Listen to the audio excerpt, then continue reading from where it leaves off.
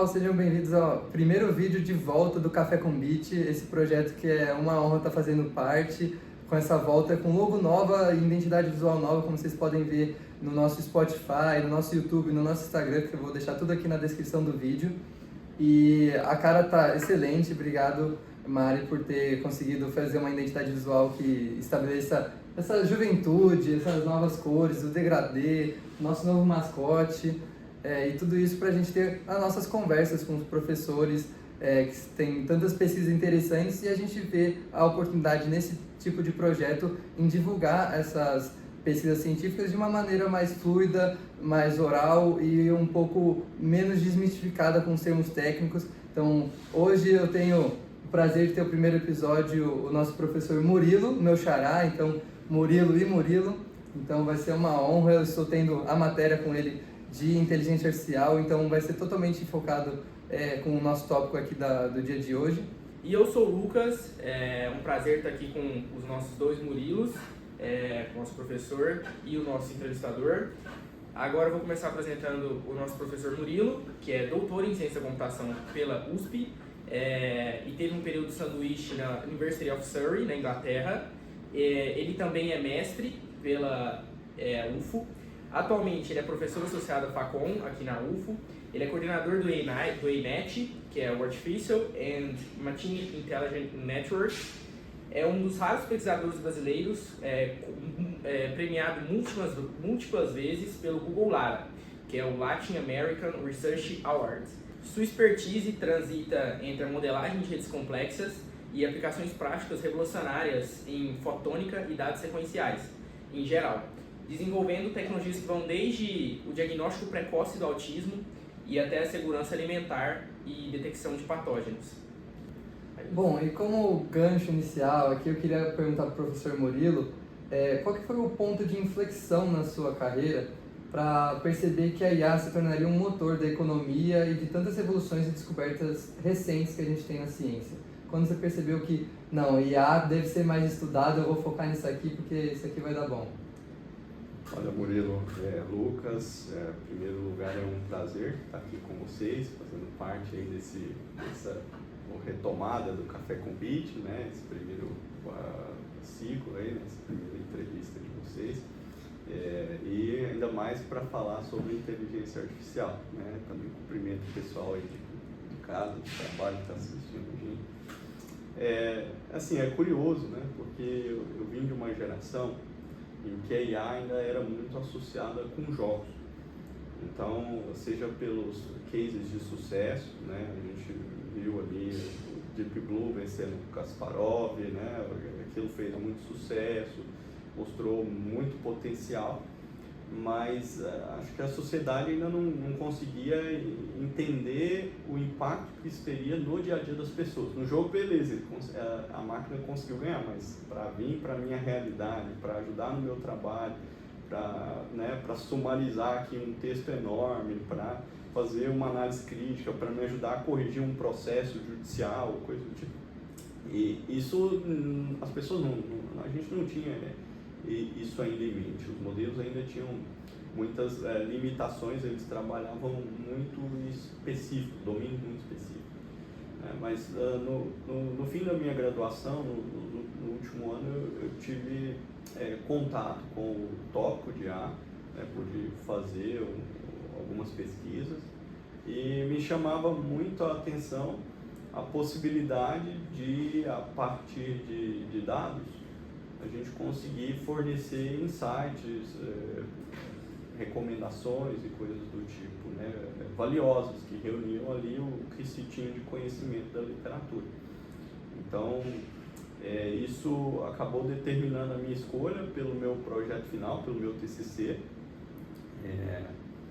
E quando eu concluí a graduação, eu fiquei, assim, eu trabalhei um tempo, mas eu tinha uma orientadora, até a professora Mônica Sakurai, e ela comentava muito sobre o meu perfil acadêmico, de investigação, pela própria convivência que a gente teve no TCC. Ela foi minha orientadora e ela, nossa, você tem um perfil forte para a ciência, e era uma coisa que eu sequer imaginava, né? Talvez se ela não tivesse comentado isso comigo, eu jamais teria pensado nessa possibilidade.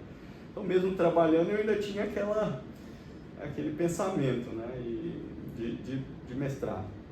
E quando minha mãe também acabou comprando a ideia dela, porque ela conversou com a minha mãe sobre isso, inclusive. Legal.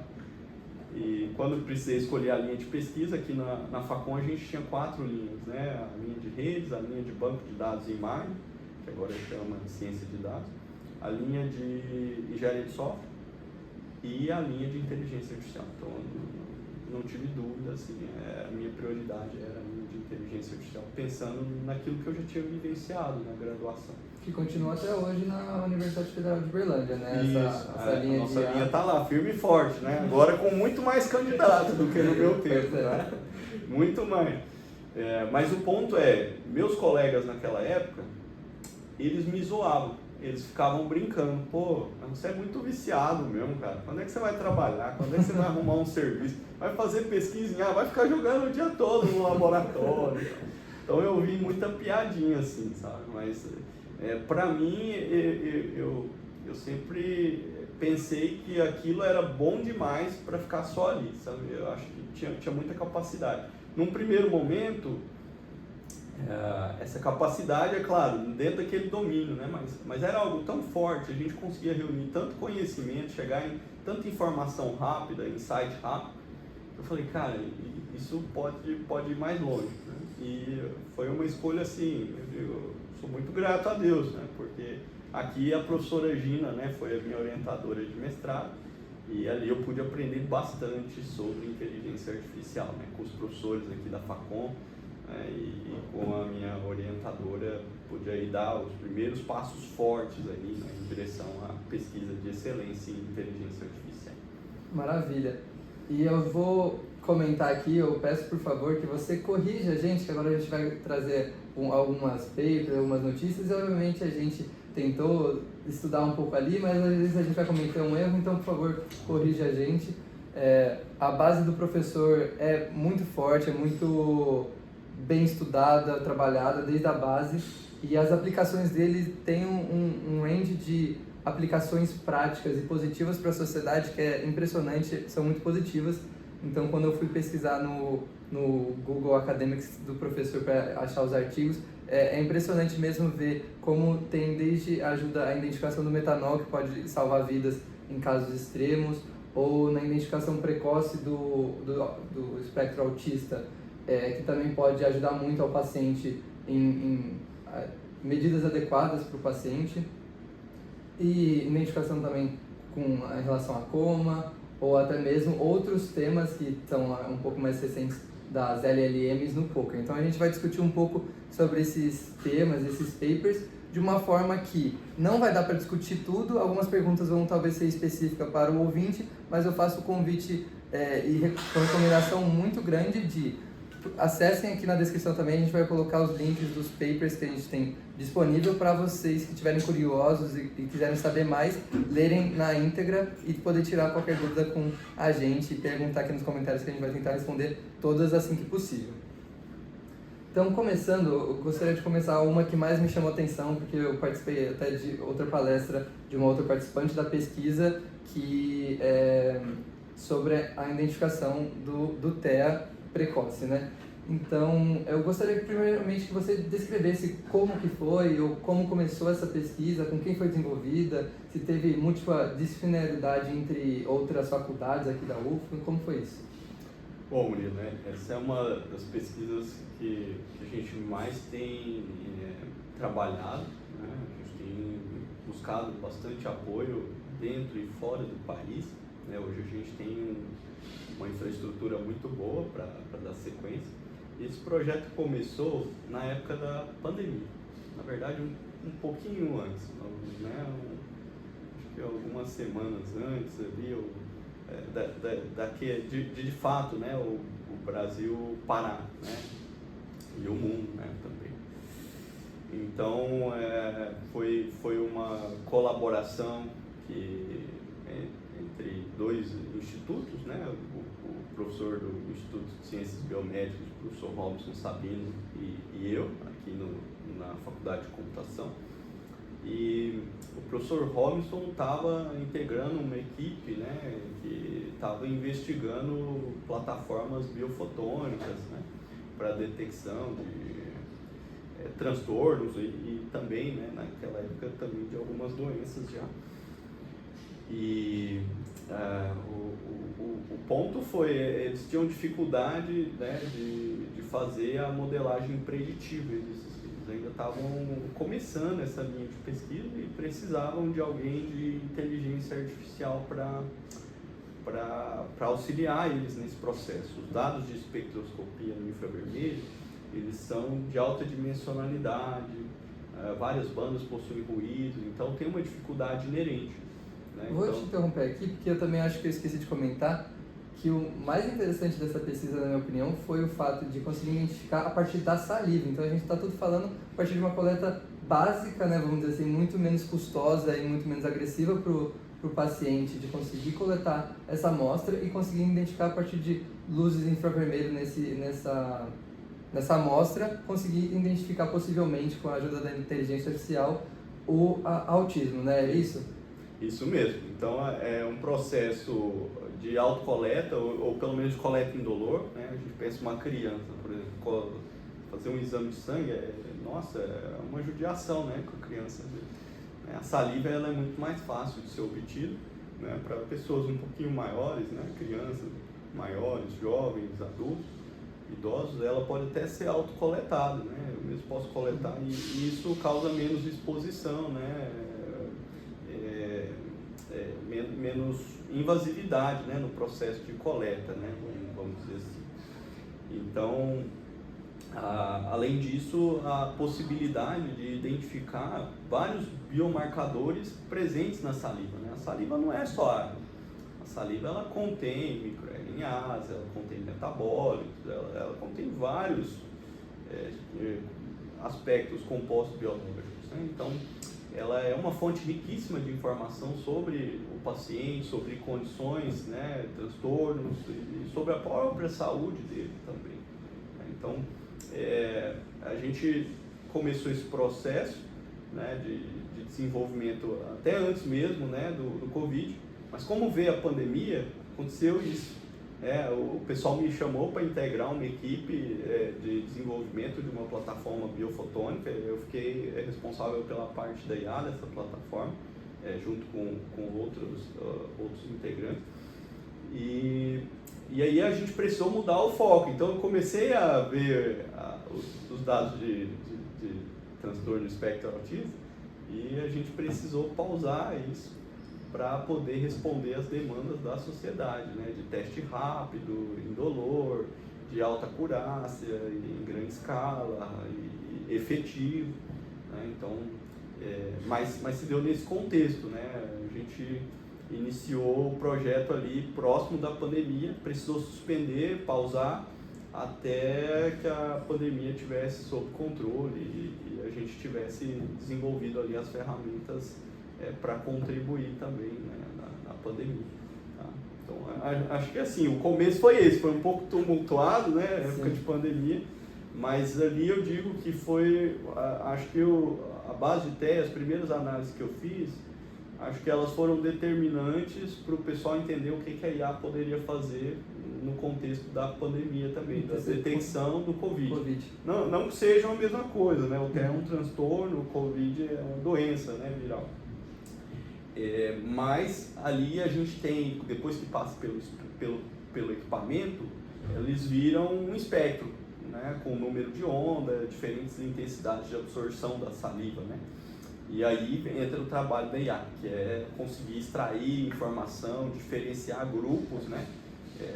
Pessoas neurotípicas e neurodivergentes, né? E no caso da Covid, pessoas com Covid e sem, né, a Covid. Então, acho que abriu as portas, porque aí o pessoal falou, puxa vida, essa modelagem preditiva a gente não consegue fazer ainda, a gente vai precisar do apoio dele, né? Interessante, a gente vai comentar mais sobre essa pesquisa do Covid também, só não sabia dessa ordem cronológica, onde teve que parar uma pesquisa pensando, né, obviamente, do momento crítico que a gente estava vivendo na pandemia. E daí, aproveitando para perguntar uma da pergunta sobre essa pesquisa do TEA, existe alguma coisa clara onde eu vou identificar aqui o paciente tem autismo por conta disso, que tem na saliva dele? É um aspecto mais topológico que a gente chama, né? Então, eu queria, por favor, que você explicasse de alguma maneira como que funcionava essa assinatura biológica do TEA e como que isso não é visto de uma maneira tão específica, e sim uma maneira mais topológica, mais de grafo, e como isso é trabalhado pela IA para conseguir essa identificação. Tá, é uma pergunta bem interessante, né? Porque, assim, quando a gente desenvolve um modelo de IA, esse modelo ele vai correlacionar características de diferentes regiões do espectro. A gente chama de biomarcadores, né, do espectro, né, que podem ajudar a discriminar os grupos, né, alvo e controle, né, no caso, ou grupo típico, neurotípico e neurodivergente. Então, a gente consegue o quê? Apontar regiões do espectro que contribuíram mais nessa diferenciação. E isso, de forma alguma, é uma fala direta. Olha, é por isso. Tá? Mas gera evidências, indícios de que pode ser esses fatores. Por quê? Porque a literatura tem a caracterização em termos biológicos, do que representa alterações em diferentes bandas desse espectro. Então, assim, por exemplo, do autismo, uma coisa que a gente encontrou num dos nossos estudos, olha, isso aqui pode indicar alterações microRNAs. E a gente não tinha achado ainda um paper sobre transtorno do espectro autista que associasse autismo com microRNA. Então a gente ficou super preocupado. A gente falou, nossa, a gente vai ter que varrer a literatura. E quando a gente varreu, a gente encontrou alguns trabalhos que identificaram alterações de microRNA. Então a gente falou, puxa, bateu com os nossos estudos, né? Então é isso, né? Tipo, a literatura já tem evidências nessa direção. Então isso pode estar correto também. A gente pode estar trilhando, né? Pavimentando um caminho aí. Momentos de eureka da pesquisa. Isso é muito importante, porque a gente fica muito preocupado. A gente não quer um resultado bom. A gente quer um resultado que seja justo, que seja coerente, que seja independente se ele seja ruim ou bom, né? A gente não faz a pesquisa pensando em fazer sucesso ou que as pessoas... Não é esse o intuito principal dela, né? O principal é ela, de fato, ser útil para responder perguntas, hipóteses científicas, né? E a gente fica muito feliz quando a gente consegue responder essas perguntas e ao mesmo tempo estar alinhado com respostas encontradas por outros autores que a gente nunca teve contato, o único contato que a gente teve é através dos nossos artigos. Perfeito. Então é esse o ponto, né? O que a gente tem são regiões, né, que a gente consegue encontrar que são importantes para diferenciar os grupos e que estão associados a alterações proteicas, por exemplo, lipídicas e coisas do tipo. Tá? Então são indícios, né? Isso, evidências, biomarcadores, que a gente não é costuma chamar. Né? Preto no branco, né? Não é tem, não tem, até mesmo que a gente chama de espectro por conta disso, né? Então tem muita variabilidade ali dentro também. Né? Exatamente. E um ponto interessante que você tocou, e talvez já seja até adiantando uma futura pergunta, não sei. Mas quando você fala do aprendizado em grafos, a gente também no final vai ter a referência dessas regiões. A diferença é a forma como a gente processa esse espectro. Tá? No aprendizado tradicional, convencional, eu vou tratar cada uma das bandas desse espectro, são mais de 1.800 bandas em média, como uma dimensão do espaço euclidiano. Então eu penso, puxa, eu tenho 1.800 dimensões, é muita coisa. A gente só enxerga 3. Quando a gente pensa nesses modelos de IA, por isso que a gente às vezes tende a falar que é uma caixa preta, né? Porque a gente tem que fazer algumas coisas matemáticas para traduzir ela para um 3D, um 2D, para entender, mas no final das contas, ela quando está pensando, ela está na 1.000 e poucas dimensões. Então isso é muito louco, né? É bem interessante. E aí tem modelos que, assim, na espectroscopia do infravermelho, a gente foi até pioneiro em tratar esse espectro como algo sequencial. Por incrível que pareça, porque geralmente o pessoal exibe um gráfico, né, com a linha do espectro, do traçado de cada pessoa, né, do paciente, saliva. Você poderia explicar para o pessoal o que sequencial significa? É durante o tempo? Como que é? Tá. Ó, o principal case sequencial que a gente tem, os principais, vão estar relacionados a séries temporais. E aí pode ser o sinal de um exame em função do tempo, né, um eletroencefalograma, pode ser os gráficos de um ativo da Bolsa de Valores que vão flutuar também, né, em função do tempo, mas o sequencial ele não precisa ser só em função do tempo, ele também pode ser em função do espaço ou de uma medida que marca uma sequência de obtenção desses valores. No caso da espectroscopia no infravermelho, o que é o equipamento, né? Só para explicar para o pessoal também.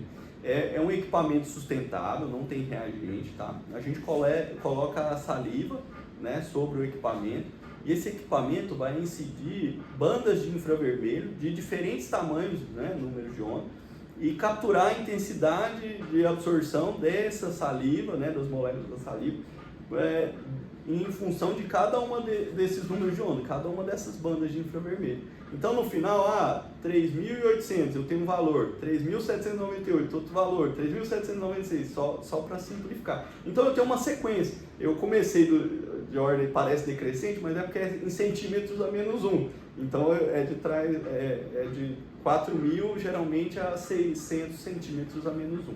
Tá? Então daí que vem a característica sequencial da espectroscopia, né? Dos espectros infravermelhos. E aí a nossa ideia foi modelar isso como um grafo, né? Então, ou seja, não é mais uma sequência. Cada uma desses números de onda, os valores obtidos nele, viram um nó, um vértice. Pensa numa rede social, onde as pessoas estão conectadas por relações de afinidade. No nosso grafo, cada valor desse número de onda é como uma pessoa numa rede social. E eles vão estar conectados com outros números de onda, como se fossem as relações de afinidade nas pessoas. Isso gera uma representação muito diferente do que os métodos convencionais fazem. E é uma representação que facilita entendimento semântico, estrutural, né, correlação topológica em alguns casos. E isso pode ser muito rico e até complementar aos modelos atuais. É mais ou menos nessa linha aí que a gente tem atuado, né, nesses modelos de gráfico. Bom, muito legal. Agora uma pergunta que está relacionada a toda essa questão de como que o grafo representa tão bem para uma IA entender todas essas relações, essa semântica. Então, um dos diferenciais que eu vi da pesquisa foi esse que foi chamado de VIS-G2, né? Então, é um grafo de visibilidade. Então, como que foi feita essa perspectiva que melhorou em relação às CNNs, que antes eram tão usadas para esse tipo de pesquisa de identificação, entendimento de semelhanças ou coisas do tipo? Então, eu queria que você explicasse o que muda uma CNN, que a gente tem vários modelos para vários motivos, mas era o padrão ouro até então, e para a sua pesquisa e como isso se relaciona com o grafo de visibilidade, que foi da pesquisa. Bom, esse VIS-G2, ele é um trabalho de pesquisa desenvolvido por um aluno meu, Ricardo, né? Foi fruto do mestrado dele, então a gente começou esse desenvolvimento há alguns anos atrás. E o VIS-G2 foi uma das nossas dezenas de hipóteses, né? E uma hipótese que funcionou muito bem. A gente acabou encontrando ali algo extremamente forte, porque é uma técnica nossa, né? A gente desenvolveu essa técnica, não tem nada igual na literatura de espectroscopia no infravermelho. Então, a gente se baseou em outros trabalhos desenvolvidos na literatura, é claro. Um desses conceitos importantes é o conceito de visibilidade.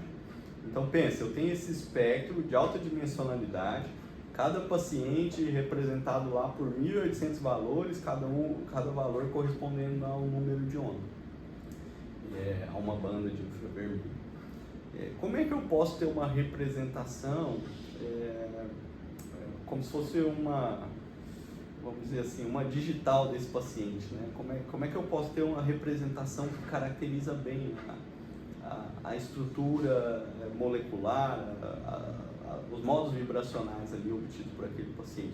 A nossa pergunta principal foi essa, né? Porque como é que eu poderia colocar isso na forma de um grafo para olhar para a estrutura, para a semântica?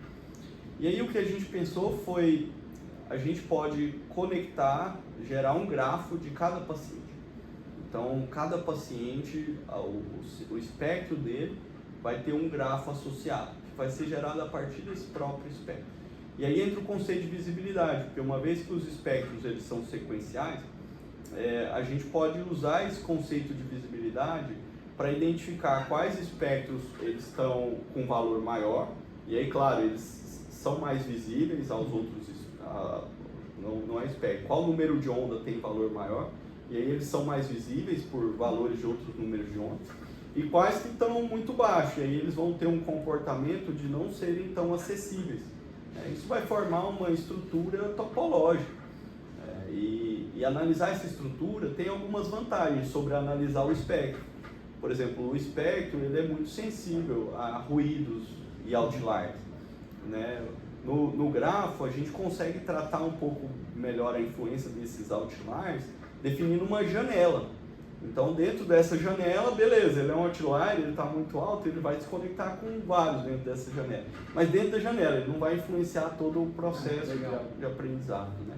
Então, além do significado semântico, a gente consegue transformar um conjunto enorme de valores basicamente em liga ou não liga, conecta ou não conecta, né? E assim, foi um achado bem interessante, porque permitiu a gente ter modelos estáveis, né? Nos nossos experimentos, com testes, validações, a gente conseguiu pela primeira vez nos estudos, né, modelos de detecção de TEA com sensibilidade e especificidade acima de 70%, né, o que já é considerado muito adequado para triagem. Claro, a gente ainda precisa escalar a base de dados, fazer isso multicêntrico, está em processo de coleta, né? A pesquisa não está pronta, não está acabada, tá? Tem bastante coisa ainda a ser feita, mas é um resultado muito promissor, porque é uma base difícil, né, de trabalhar, são vários espectros, né? Então a gente sentiu que a gente estava diante ali de um modelo que tinha uma estabilidade que outras pesquisas que a gente desenvolveu e outros modelos que a gente já desenvolveu ainda não tinham alcançado, tá? Então isso foi permitido pelo grafo. VisGE2, pessoal, é muito simples, tá? É Visibility Graphs Graph, tá? Ou Metagraph of Visibility Graphs. Então, por isso que a gente brincou, né? VisGE2, porque é Visibility Graph Graph, tá? Então, virou o nome aí e o pessoal tem falado bastante. E é daí que vem todas essas terminologias que às vezes você acha, não sabe de onde veio, mas quando tem alguém explicando fica tudo mais claro, né? Eu tive uma dúvida na parte da precisão. Escalando os dados, você falou que pode ser escalado, aquela precisão de 70% pode ser melhorada em quanto? Olha, Lucas, essa é uma pergunta que a gente ainda não consegue responder.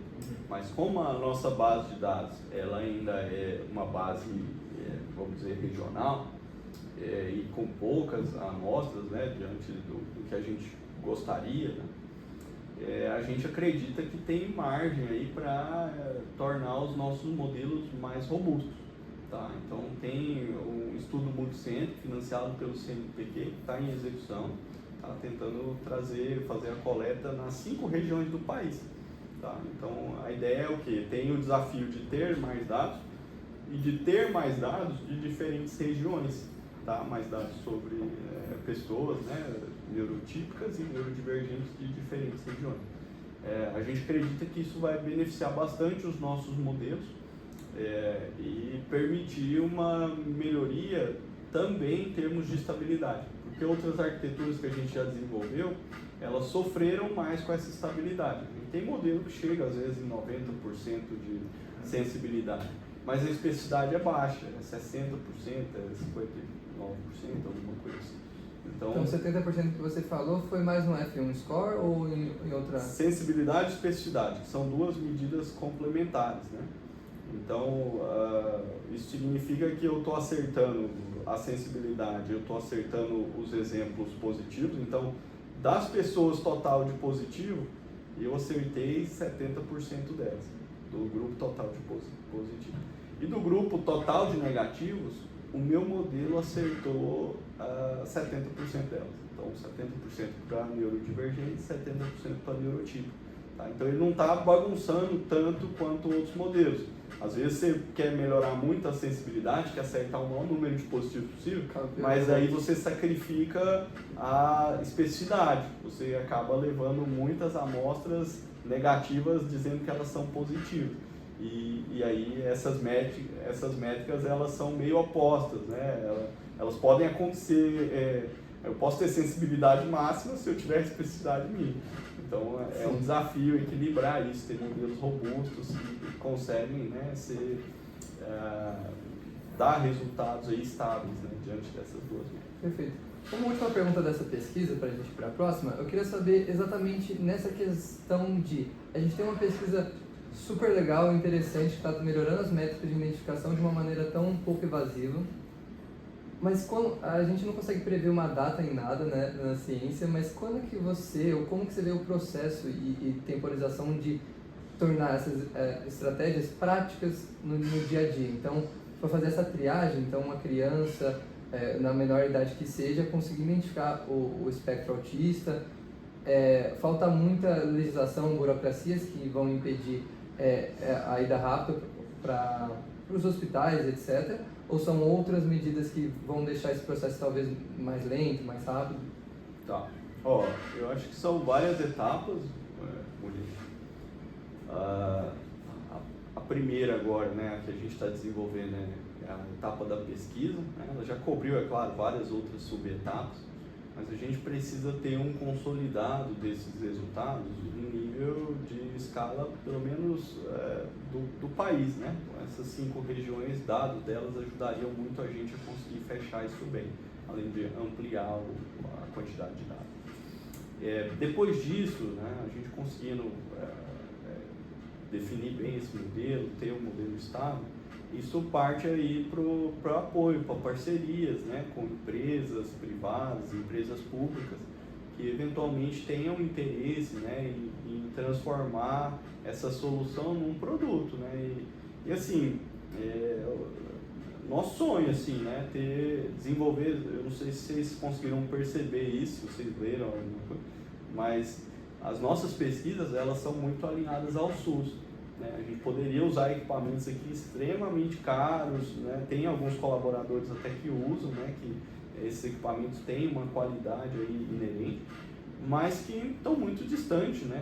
da realidade do nosso sistema público de saúde. Né? Então, quando a gente fala de plataforma biofotônica, de FTIR, as que a gente trabalha, a gente está falando de soluções que são acessíveis, né? Que poderiam ter ali uma por cidade, não são de alto custo, sabe? Estão de acordo com a realidade do SUS. Então, assim, dependeria muito, né, de ter esse tipo de iniciativa, né, empresas públicas, privadas, interessadas na transferência desse produto, né, e depois, talvez, né, na implantação, comercialização e essa parte final ali, né, de regularização junto às agências, né, e coisas do tipo. Tá? Então, a gente não consegue dar um prazo. O que a gente sabe é que os dados estão sendo coletados e à medida que eles forem chegando, a gente vai dar ao máximo, fazer todo o esforço para que essa pesquisa ela fique pronta, a gente consiga, né, ter uma pesquisa forte, estável, coerente, o quanto antes. Tá? Então, agora a gente vai passar para a segunda pesquisa do professor, também recente, sobre Covid-19. Então teve algumas áreas, né? Então uma vai implementando a outra, melhorando a outra, entendendo mais sobre o aspecto. O que eu tinha pesquisado é sobre a CNN BIOS-STM, né? LSTM bidirecional. Perfeito. Mais um termo técnico aí, quem quiser dar uma pesquisada aí no Google. Mas eu queria saber qual que dependência sequencial do espectro BLSTM captura o CNN isolada, que a CNN isolada não consegue. Tá. Bom, sim, só para o pessoal, às vezes Perfeito. não tem, o pessoal às vezes não sabe, mas CNN é a sigla para Convolutional Neural Networks, né, redes neurais convolucionais. E esse trabalho que o Murilo comentou, Se você puder resumir ele, esqueci de você só resumir. para dar um contexto, né? Também pela saliva, etc. Também nesse caso é a detecção de Covid, a gente trabalhou com ela para detecção de Covid, a gente criou essa técnica para detecção de Covid via, né, espectros de infravermelhos de saliva. Então, esse é o escopo do estudo, dos dados. E o ponto aqui foi um projeto que a gente teve apoio, né, prêmio do Google. A gente foi premiado 2 vezes, né, no Google Latin American Research Awards. E quando a gente propôs a primeira versão do projeto, a gente tinha um cenário de que a espectroscopia no infravermelho era um tópico bastante promissor, principalmente voltado para os equipamentos que a gente usa, mas que a gente tinha um cenário escasso de pesquisas de Deep Learning nesse tópico. Então é meio que assim, olha, isso aqui é muito rico, isso aqui é sustentável, isso aqui vai promover, não dispensa reagentes, isso aqui é portátil, é acessível, é barato, é rápido. Mas espera aí, nós vamos usar as ferramentas antigas, né? Tipo ferramentas tradicionais, não vamos explorar o que tem de mais novo, porque ao mesmo tempo que tem todas essas vantagens, os dados são ruidosos, os dados são de alta dimensionalidade, tem regiões ali que não são tão proveitosas e que podem mais atrapalhar o aprendizado do que ajudar, features que podem ser selecionados. Tem um prato cheio aqui, né? A escassez de dados anotados. Então, assim, do mesmo jeito que tem vários itens promissores, tinham também vários desafios, né? E pensando nos desafios nesse cenário de alta dimensionalidade, dados dos dados anotados que tinham até então e da capacidade de aprender representações mais robustas desses dados, melhorar o aprendizado, a gente começou a trabalhar com redes convolucionais de uma dimensão, né? Porque o espectro ele é uma dimensão. As CNNs, para quem não sabe, elas foram muito popularizadas para imagens, né? Para visão computacional. Você tem uma foto, um raio-x, elas são ótimas ainda hoje, né? Mas para 1D elas não são tão associadas ainda, né? Então a gente fez esse trabalho de desenvolver elas para uma dimensão, que é o espectro, e um componente que a gente desenvolveu foi um componente sequencial, que é isso que o Murilo comentou, a BLSTM, ou Long Short Term Memory bidirecional, tá? É uma rede neural recorrente, é um tipo de rede neural recorrente com uma memória.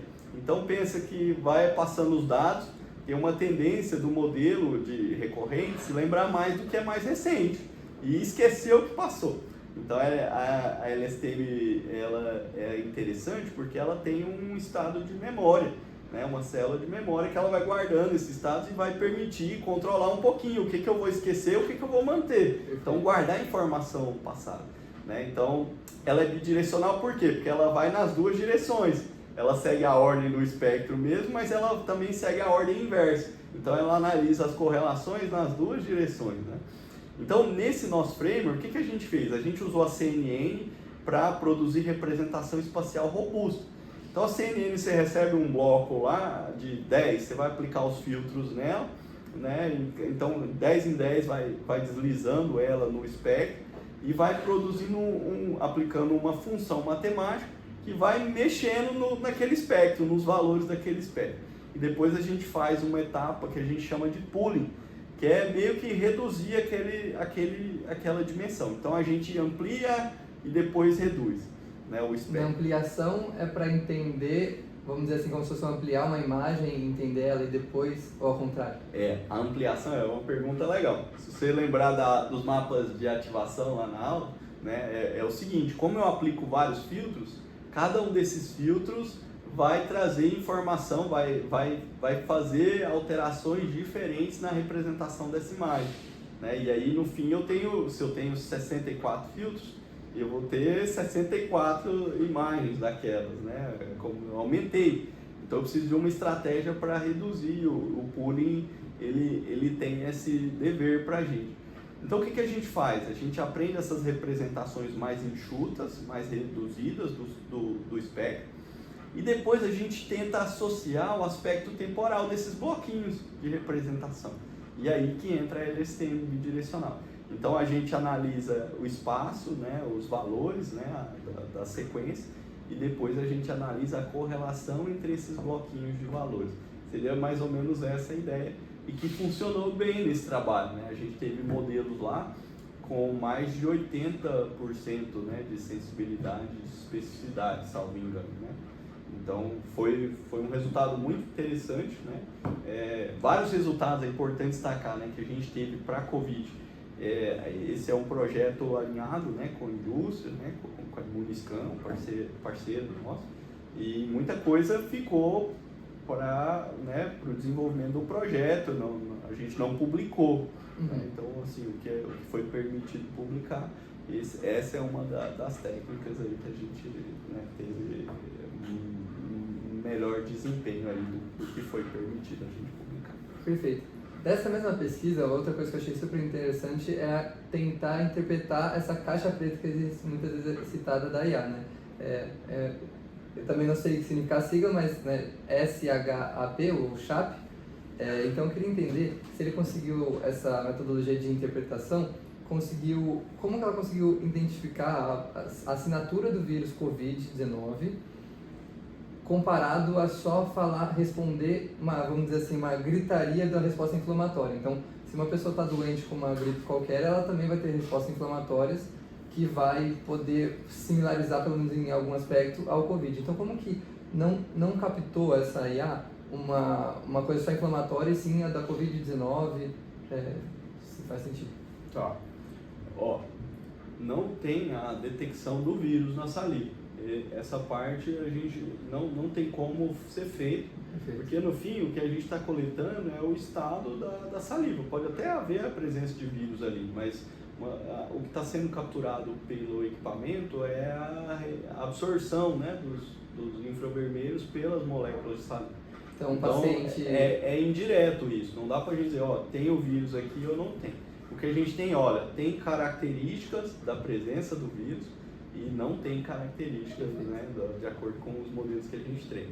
E o Shapley, né, é um modelo consolidado para explicação, aquela linha que a gente chama de pesquisa, que a gente chama de Explainable AI. Tá? Então o Shapley é um dos modelos, junto com o Lime e outros modelos, é um dos mais consolidados para fazer isso. Né? Então, nesse ponto aí, a gente fez embasado na literatura, né? Não foi uma contribuição da pesquisa desenvolver esse modelo, ele já existe. E ele tem esse potencial de identificar as regiões do espectro que mais estão contribuindo para as decisões do modelo.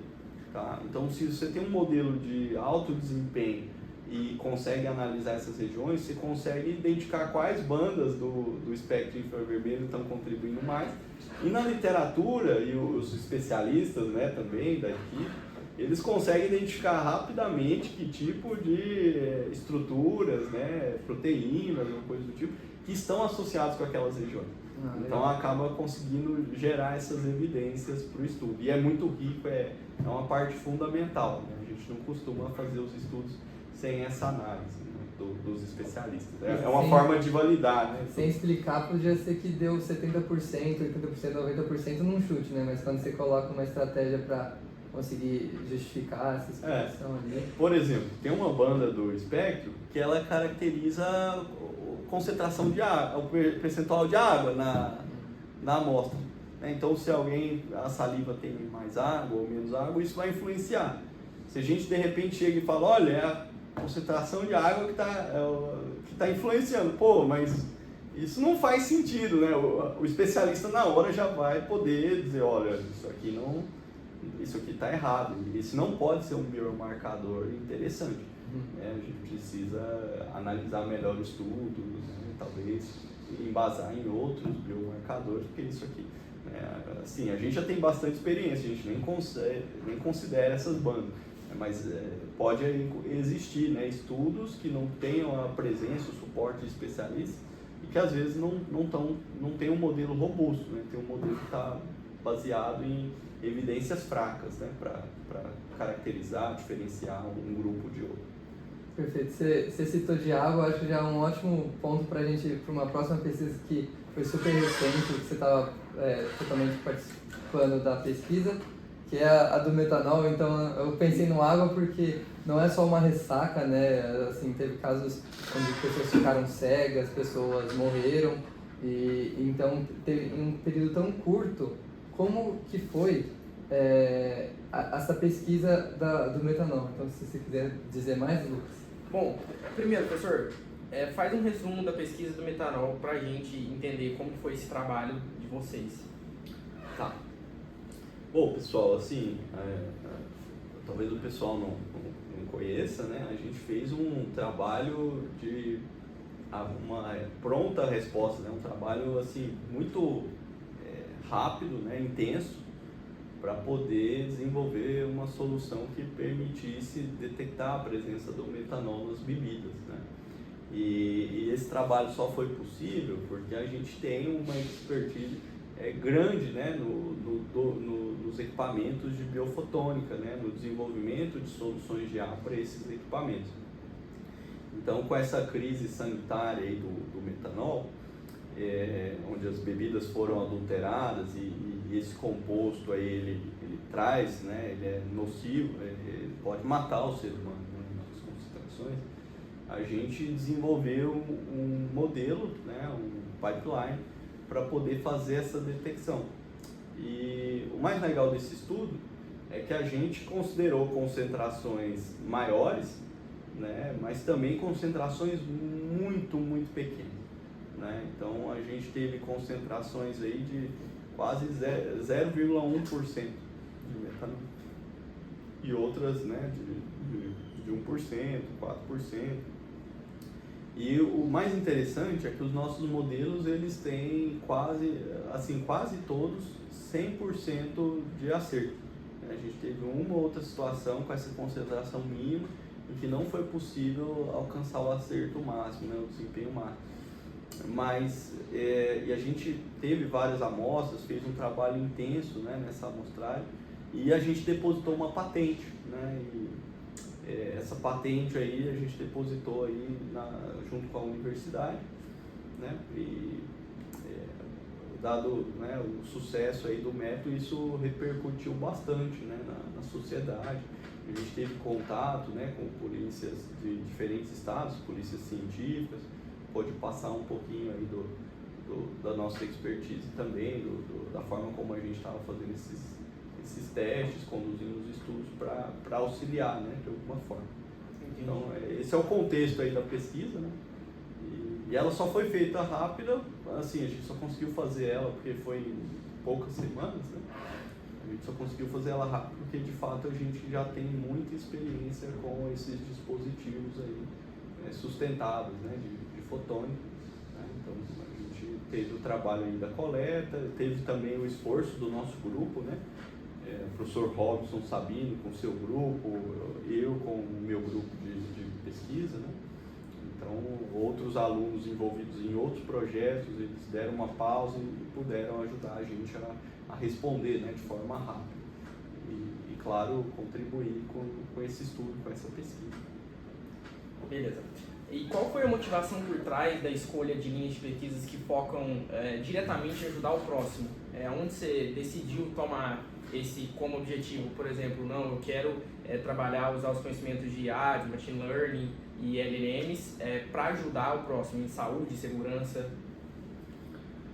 Assim, pessoal, eu, durante o mestrado, doutorado, eu nunca tive muito próximo de aplicações assim diretas. É claro, eu sempre trabalhei com dados reais, também dados sintéticos e dados reais, mas eu não tinha acesso, por exemplo, a quem coletou aqueles dados.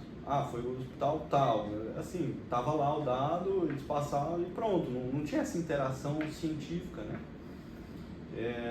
Então, assim, a maioria das minhas pesquisas nesses períodos aí da minha formação como cientista, eles foram teóricos, né? Foram mais pesquisas teóricas, desenvolvendo novos algoritmos, novas soluções para resolver limitações de modelos existentes, modelos de aprendizado de máquina existentes. Então, muito do que eu fiz envolveu modelar teorias de sistemas complexos em modelos de aprendizado, e isso tem uma série de vantagens, né, sobre os modelos de aprendizado convencionais. E assim, no fim eu aplicava em bases públicas, né, bases reais públicas, e a gente publicava nas melhores revistas da área também. A gente teve, graças a Deus, boas publicações aí nesse período. Mas não tinha esse viés da aplicação, né? Saúde, de fazer algo que pudesse impactar de forma direta a vida das pessoas. Ainda tinha uma distância muito grande entre o que eu fazia e aquele lugar que coletou os dados, aqueles outros grupos de pesquisa.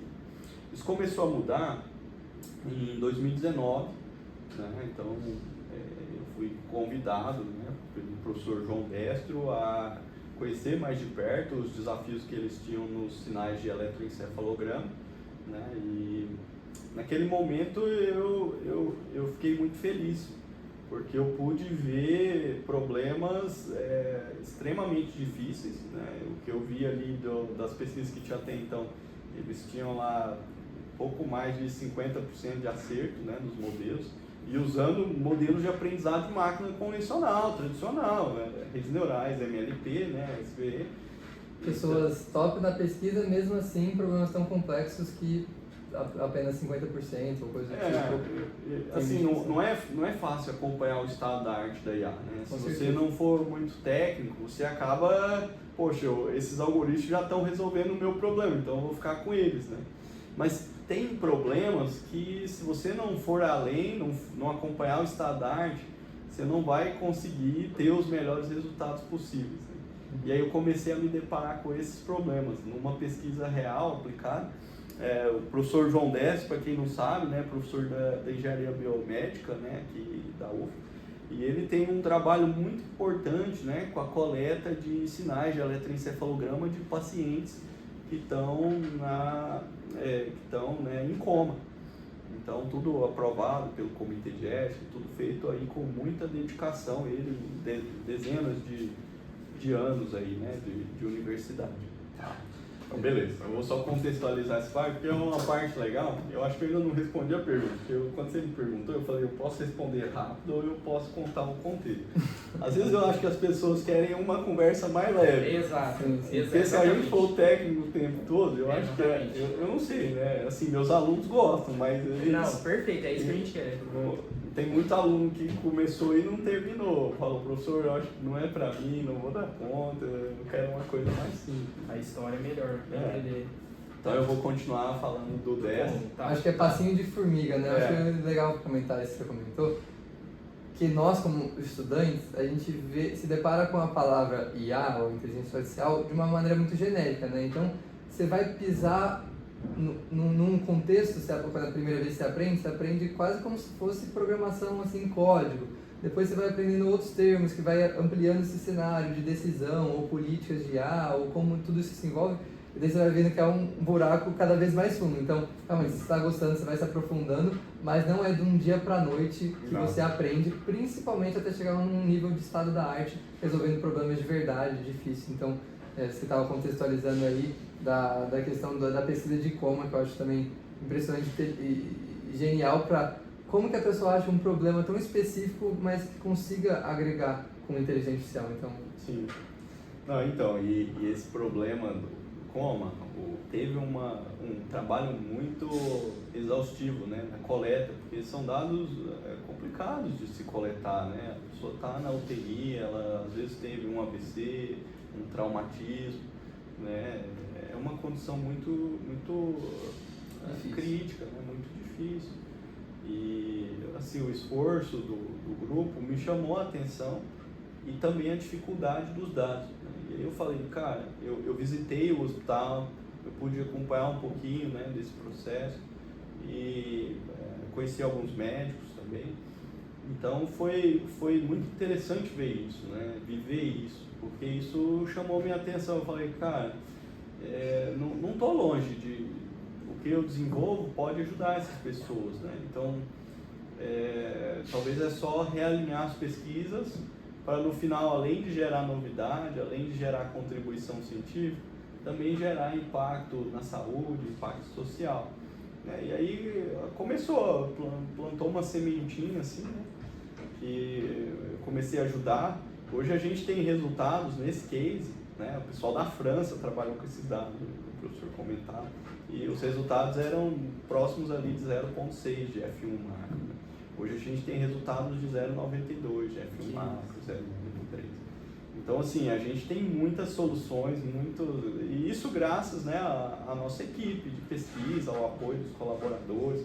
Né? A gente teve essa pesquisa também desenvolvida com outras universidades, no âmbito de um centro de pesquisa em inteligência artificial, o C4AI, também, né, que é o centro de inteligência artificial financiado pela IBM, a USP e a FAPESP, do qual eu faço parte.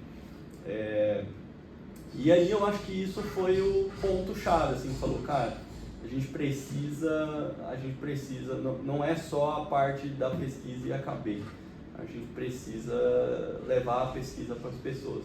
Ninguém vai fazer esse papel é mais uma task que a gente vai ter que pegar para a gente, entendeu? E aí, logo começou, porque isso foi em 2019, segundo semestre, 2020 estourou a pandemia. Né? O professor Robson a gente começou a conversar, começou a vislumbrar uma colaboração ou outra, e com Covid tudo voltou para Covid. Aí veio outra área que é a parte de análise de espectros, né? Análise de espectros de saliva, né? E é satisfatório essa questão de conseguir usar o mesmo conhecimento, claro, você vai acumulando também durante suas pesquisas, mas conseguir ver a abordagem de um problema, solucionando o próprio problema e outros, e em diferentes contextos. Então, como que é essa satisfação de conseguir aplicar o mesmo conhecimento, os seus conhecimentos de IA, em tantos problemas difíceis? E aproveitar resultados, né? Assim, eu diria que não é tão fácil reaproveitar, né? O que a gente desenvolve para um domínio, assim, a gente até testa em outros, né? Mas não costuma funcionar de imediato, assim, né? Não costuma ser a melhor alternativa. Porque os problemas são muito diferentes. Apesar deles serem sequenciais, no EEG eu tenho 20 eletrodos, né, expostos sobre o SCAL, e todos eles estão capturando a atividade elétrica naquela região. Né? Então eu tenho 20 sinais em função do tempo. Né? Eu tenho 2 segundos, eu tenho centenas de pontos, né? Dependendo da frequência. Né? Assim, 1 minuto eu tenho pontos valores que não acabam mais, assim, né? de captura, né? Dependendo da frequência de amostragem. Então, assim, é de alta dimensionalidade e assim, é maior ainda do que a parte de fotônico, porque eu tenho 20 sinais, eu não tenho só um. Né? E ao mesmo tempo aqui varia em função do tempo, lá varia em função do número de ondas. Né? Então, assim, apesar de estarem, né, serem problemas de dados sequenciais, são muito diferentes, as abordagens elas precisam ser diferentes. Mas isso não é ruim, porque isso acho que me faz sair da minha zona de conforto. Então, assim, eu gosto muito disso. Né? Os problemas que eu trabalho, eles estão relacionados, a maioria deles, em dados sequenciais, mas são problemas com variações, vertentes muito distintas. Então, assim, os cases que a gente trabalha, cada um a gente precisa de uma abordagem nova, a gente precisa pensar nas características específicas. Né? Então, eu digo para você, eu estou pensando em algoritmo novo nesse momento, entendeu? Eu preciso de uma técnica nova para resolver um problema nesse momento, assim. Então, antes de vir para cá, a gente estava numa reunião para discutir algo novo, fazer uma técnica nova para resolver uma limitação de um outro trabalho. É isso, assim, a gente termina um trabalho, não é aquela coisa de, acabou, terminando. Eu acho que um cientista não é isso que um cientista busca, né? Ele busca o próximo trabalho, né? O que mais que eu preciso resolver, o que mais que eu preciso investigar. Eu acho que é isso que move, né? A gente a fazer pesquisa no estado da arte. Né? Pô, beleza, é um novo estado da arte, mas e aí, como é que a gente vai superar ele? Ele não é 100%, ele não é o melhor de tudo, ele não resolve a maioria dos problemas ainda, né? Então, acho que tem muito isso. E hoje, todo o trabalho do nosso grupo de pesquisa, como uma consequência dessas sementinhas aí, né, de estar relacionado com o impacto social, saúde, todo aluno meu, de mestrado e de doutorado, ele tem uma pesquisa teórica, mas ele também tem a parte aplicada, que ele precisa levar aquilo para aquele case. né? Então é uma forma da gente poder contribuir com a sociedade. E muitas das vezes as pessoas assim comuns, elas, pessoas que não estão expostas a esse ambiente que eu digo, elas não vão entender o que foi feito, né? Como é que aquela formulação matemática mudou o problema, mas elas vão entender o impacto daquilo. Né? Então, se elas entendem o impacto, elas começam a entender que, puxa vida, esse trabalho científico é muito importante. Puxa vida, esse cara tá dedicando o tempo dele para fazer algo pra gente, para algo que talvez ajude a minha realidade, né? Se às vezes o paciente está lá em coma, pode contribuir de alguma forma, se às vezes vai precisar de um diagnóstico, né, de alguma doença ou de algum transtorno, tá lá usando. Então é isso, sabe? Eu acho que não pode estar desvinculada a pesquisa do impacto, né? A gente precisa ter esses alinhamentos. Graças a Deus a gente tem muito projeto, né, com a iniciativa pública, com a iniciativa privada.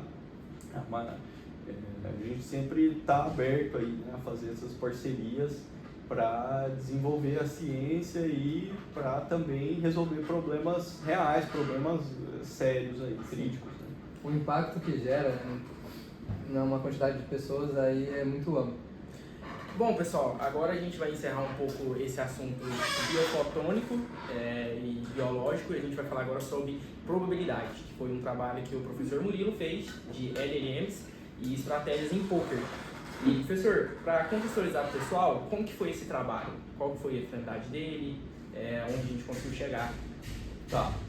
O poker, ele é um jogo de informação incompleta, né? Então, ele é um testbed interessante aí para muitos algoritmos de modelos de IA.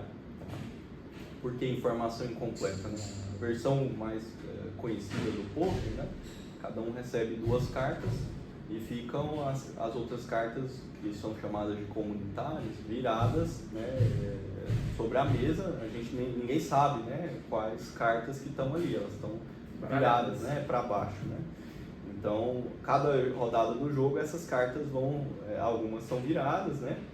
E aí, cada rodada do jogo tem as apostas. Então a gente diz que a informação é imperfeita porque você tem suas cartas, mas você não sabe o que tem nas cartas comunitárias que as pessoas usam para completar o jogo e para tentar fazer sequências fortes no jogo, né? Combinações fortes no jogo. Então assim, eu tenho um aluno, o Lucas, né? Ele é muito, vamos dizer assim, né, motivado, ele vive de poker, né? E quando a gente começou a trabalhar, é uma coisa que eu falei para ele, ó, eu não vou abrir mão da gente trabalhar com LLM. Eu tenho feito muita coisa hoje com LLM, muita pesquisa. E acho que é algo que a gente precisa explorar, né? Essa parte de jogos aí, acho que tem uma riqueza muito grande, porque depois isso dá para ser extrapolado para as outras áreas. Né? Lembra de eu falar do Deep Blue, né? Do Vencendo Kasparov?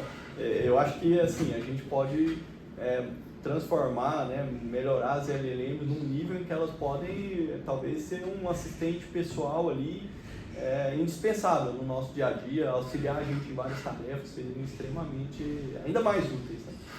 Então, nesse modelo, a gente pegou algumas teorias de jogo ótimo e tentou usar a LLM para responder às ações. Né? E aí a gente associava com as ações ótimas ali, né? Dessas teorias. E a gente fez um estudo preliminar, que foi publicado já, depois posso até compartilhar o paper com você, em que a gente mostrou que elas conseguiam no pré-flop ter um resultado já de 60 e poucos %. Né? Mas o que a gente continuou os estudos, a gente tentou fazer isso no pós-flop, a gente viu que caía para 40%, menos de 40%, alguma coisa assim. Então caía muito, porque é um cenário já de mais desafio, tem as apostas, as combinações de cartas começam a ficar mais robustas e tudo mais. Tem um nível de dificuldade maior. Então, nesse segundo estudo, que já foi submetido para publicação e a gente está aguardando a revisão, a gente fez um fine-tuning, né, de algumas LLMs para aprender mesmo, para modificar os pesos dela, para elas conseguirem responder melhor a essas ações de jogos. Né? Então, apresentamos várias ações, vários cenários para elas tomarem decisões. E a gente conseguiu melhorar muito aí foi utilizado chegou em mais de 90% de acerto. Assim, não posso contar tantos detalhes do estudo, né? Mas a gente conseguiu aí métricas muito altas, inclusive no pós-swap. Né? Então mostra que o modelo conseguiu entender muita coisa dessa dinâmica do poker. Então, assim, para o pessoal de casa, 2 termos ali que eu vejo que eu posso explicar também é o LLM, muitos já estão familiarizados com isso, não? Então, o LLM é o Large Language Models, que basicamente são esses ChatGPT da vida, o Gemini da vida, todos esses modelos de linguagem que respondem a gente estão incluídos dentro desse aí. E no caso da pesquisa foi usado o Llama 3.2 nessa primeira versão e o Qwen também famoso, ambos open source, né? Dá para rodar na sua máquina, então eles conseguiram rodar localmente todos esses modelos. E o do Fine Tuning, que a pesquisa está sendo desenvolvida, está sendo revisada, ela foi usada em um modelo ainda melhor, né? Imagino que até do tempo de uma pesquisa para outra, com essas evoluções tão rápidas entre as linguagens, foi usado um modelo ainda mais robusto, com mais parâmetros. E eu queria que você desmistificasse para o pessoal de casa que, apesar de sim, o aumento de parâmetros muitas vezes correlaciona com o aumento de inteligência, mas que não foi só o modelo a mais nessa segunda pesquisa, com mais parâmetros, que permitiu ele melhorar, e sim o fine tuning dela. Como que funciona esse paralelo de melhorar qualidade junto com fine tuning e que não necessariamente significa aumento de parâmetros, significa melhorar a resposta? Tá. Bom, esses modelos, né, eles são destilados, isso é importante frisar, ou seja, eles estão acessíveis, qualquer um pode acessar esses modelos, né, e fazer os estudos com eles. Esse fine tuning dos modelos que você comentou, ele é um procedimento através do qual a gente faz um ajuste suave do modelo, né, para ele poder se especializar numa tarefa. Então a nossa tarefa aqui é jogar poker. Esses LLMs, né, os Large Language Models que você trouxe aí para o pessoal me pergunta, eles são treinados em grandes volumes de dados, né, mas eles normalmente não são especializados, né, em tarefas. Então se eu quero um LLM para jogar poker, seria muito interessante que eu especializasse esse LLM nessa tarefa, que ele aprendesse mais detalhes ali, mais dinâmicas dessa atuação. E é isso que a gente fez nesse segundo trabalho, né? Então a gente fez o fine tuning, né, da LLM, ajustando os pesos desse modelo. A gente tem, é importante ressaltar, a gente costuma fazer isso nas nossas máquinas, tá? A gente tem uma infraestrutura boa de máquina, né?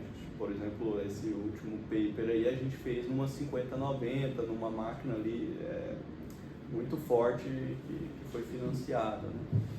Então, nesse caso a gente consegue fazer o fine tuning até de modelos maiores, né? Pode ser de bilhões e bilhões de parâmetros, né?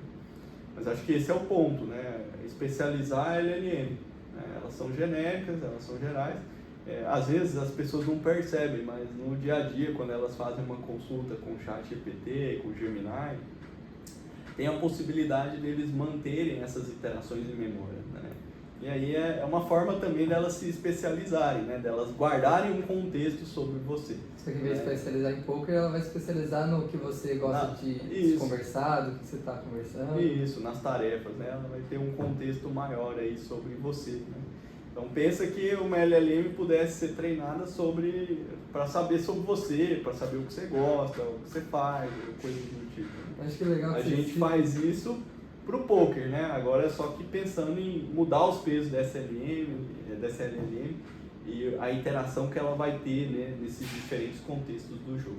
Na pesquisa também eu vi no artigo do primeiro que foi percebido que diferentes modelos reagem diferentemente ao jogo em si. Algumas de maneira mais agressiva, no quesito, né, agressivo seria aumentar a aposta quando deve aumentar, e outros modelos que foram mais seguros, de falar assim, não, eu acho que eu vou parar por aqui por agora, não vou dar um all-in, assim, coisas do tipo. Então, eu queria saber o que você acredita ser esse principal motivo das diferentes ações entre os dois modelos testados. É muito mais o pré-treinamento ou é o pós, né, então os dados que vêm por trás e tal, ou o pós-treinamento de esse refinamento que o humano dá de verificação se ele gosta daquela resposta ou não gosta, então todas essas empresas têm do pós-treinamento. Tá, eu acho que vem das duas direções, tá? O modelo ali pronto, né, que é disponibilizado, ele tem, eu não sei se você já percebeu, né, mas muitos modelos que fazem parte do nosso dia a dia, eles têm uma tendência de aceitar aquilo que as pessoas colocam. Né? Então, se você de repente começa a dizer que, olha, não era isso que eu queria, vai pedir desculpa, ou você falou para mim errado, isso está incompleto, ele não vai entrar em conflito, né, com o usuário. Esse, pelo menos, é o tom da maioria desses modelos, né? Então, isso vai muito a forma como ele foi treinado, né? Para interagir, para ser algo amigável, algo de feedback positivo, né? Mas, assim, esse contexto de treinamento, ele pode ser mudado, né? Se de repente você começa a trazer outros aspectos, né, divergentes em relação a essa ação, essa atuação dele, né? Então, eu digo, pode vir das duas coisas, tá? Você pode, de repente, ter um modelo que você ensinou ele a falar de qualquer jeito com você, né? Tipo, falar num tom mais rústico, coisa informal, ou talvez até deselegante, né? Sem educação, coisa do tipo, né? Então, para mostrar um cenário completamente diferente, né? De um e de outro. Então, os dois são muito importantes, mas eu vejo a importância do fine-tuning muito mais quando a gente precisa de tarefas específicas.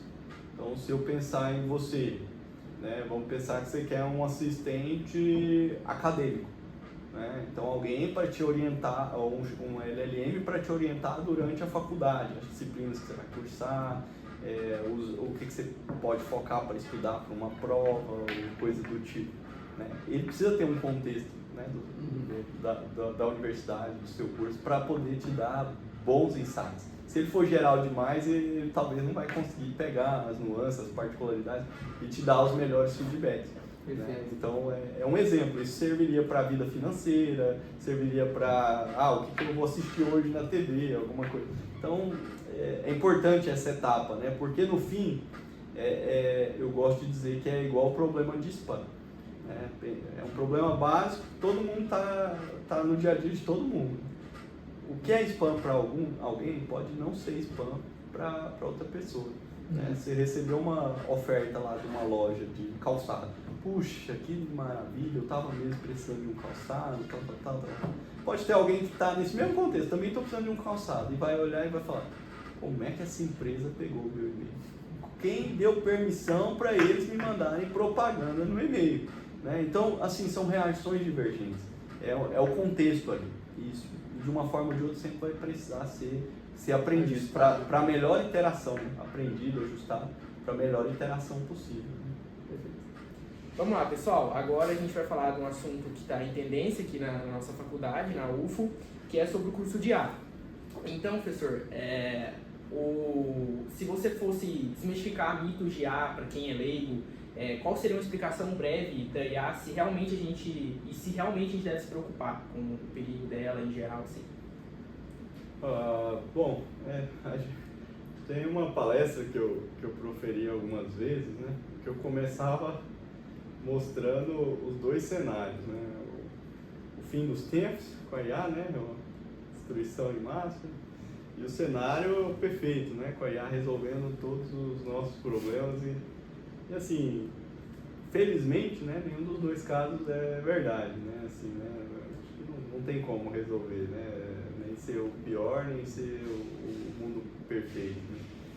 Então, o que a gente pode conversar com essas pessoas, orientar, é que a IA ela é uma ferramenta computacional, um conjunto, né, de técnicas computacionais, de modelos, que são capazes de aprender padrões, aspectos, comportamentos, ações, né, a partir de referências. Né? Essas referências podem estar nos dados, elas podem estar no comportamento humano, podem estar no comportamento desejado para que uma dada tarefa seja cumprida, né, com nível satisfatório. Né? Então, assim, não tem que ser uma preocupação nesse aspecto, mas o desenvolvimento e o uso dela precisa ser norteado por boas, né, políticas, legislações adequadas, né, porque você tem aí uma tecnologia que pode realmente contribuir muito para o bem ou para o mal. Né? Então, por exemplo, você pode gravar qualquer pessoa, um minutinho de voz ali, um áudio que uma pessoa manda, que você manda para um desconhecido, isso pode ser usado para reproduzir a sua voz com uma perfeição que talvez até você mesmo duvide que não foi você que gravou aquilo. Então, assim, a gente vai precisar ter uma série de cuidados e orientações, né, de como proceder nesse tempo, né? E ao mesmo tempo também, né, ter uma legislação forte, né, para coibir atitudes criminosas que se beneficiem desse desenvolvimento. O que eu digo é que a IA por si só ela pode ser uma coisa muito boa, né, para as pessoas, pode flexibilizar bastante, pode aumentar a produtividade nas tarefas, pode abrir novos postos de trabalho. O pessoal fala muito de fechar, mas a gente vai precisar de muita gente, né, com novos postos, com desenvolvimentos e novas profissões que estão surgindo. Então, eu vejo que a IA ela tem um impacto muito grande. Talvez a gente está falando aí da energia elétrica do século XXI. Então vamos torcer que seja sempre pro lado positivo. Mais positivo do que o Sim. negativo, né? E só tomar precauções para que os negativos sejam fiscalizados pela lei, por outros meios, mas que a gente tenta aqui, pelo menos acredito nós três aqui, com certeza qualquer pesquisa na área tentar pro lado positivo. A gente discutiu tantas aplicações boas, né, para a saúde e outras N que a gente obviamente não consegue comentar, mas eu posso puxar a sardinha para o meu lado da computação, mas eu acho que tem muitas mais ferramentas para o lado positivo, onde dá para trabalhar para coisas, para ajudar a humanidade, do que realmente querer acabar com ela, qualquer coisa assim, né? Vamos torcer e trabalhar muito para isso, né? Claro. Para conscientizar, orientar e desenvolver estudos que mostrem, olha, isso contribuiu muito, isso acelerou muito a pesquisa, o desenvolvimento, isso está ajudando muitas pessoas. E o bacharelado de IA na UFO, ele vai formar apenas usuários de ferramentas ou cientistas de algoritmos, especialistas? Então, até antes mesmo de você responder, para quem não está sabendo, aqui a Universidade Federal de Uberlândia vai ter um novo curso de inteligência artificial, né, que foi rapidamente construído, planejado, e no próximo aqui, daqui um mês mais ou menos, já vamos ter o curso. E o professor estava, uma da banca de professores que organizaram e prepararam um currículo. Então a gente queria saber mais, então, como que vai ser esse curso, quais são as diferenças entre os cursos como já existentes de bacharelado em ciência da computação ou sistema de informação, e como que vem a uma base matemática forte especializada para inteligência artificial, como que foi o processo de se criar, o que vocês esperam desses alunos de diferente abordagem do que os já existentes. E um detalhe é que não foi tão rapidamente, né? Que você vai comentar que você já estava querendo há muito tempo esse curso. Lu, assim, acho que você fez uma piadinha aí, né, de usuário. Não é esse o objetivo, né? Longe disso, acho que isso não norteia, né, a criação de um curso como o nosso. A ideia é que a gente possa realmente formar profissionais altamente qualificados para liderar, né, para exercer protagonismo ali nessa disseminação, desenvolvimento, né, e potencialização da IA na sociedade. Então, assim, é um desejo antigo, a gente conversa sobre isso. Eu me lembro, em 2017 já tem conversas que seria muito importante a gente criar um curso de IA aqui na universidade. Naquele tempo, acho que não tinha curso de IA ainda no Brasil, tá? Mas a gente já pensava, cara, isso é muito forte, isso é muito disruptivo.